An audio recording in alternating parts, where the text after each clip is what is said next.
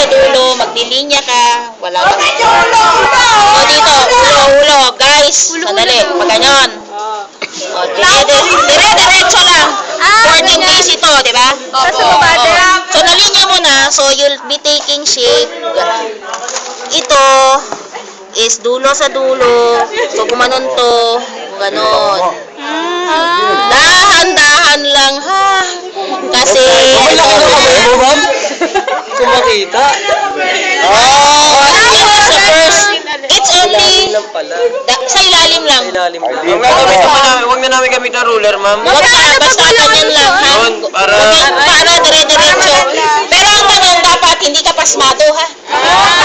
Ang bilang ito, diba? Patay. Ma'am! Put on the lights para so, di yung next na 14 days. Ma'am, paano tayo makakasunod? Ako na bola, ma'am. Dalawang basket.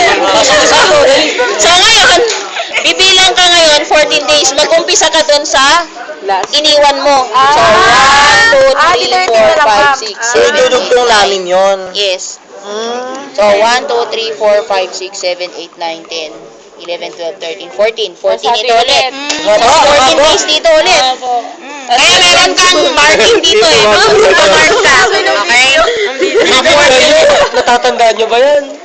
14 days. So, ikot ka na naman. Ganon. Ikot? Okay. Ma'am, dapat yung line bawat 14. Oo. Ma'am, yung Ma'am, Tuesday yun lang ba? Gagawin Ma'am, naman. monthly, Sa Tuesday. Ma'am, yung 80 days. Ma'am, paano yung 80 days? Ma'am, yung ligungit mo kung ano.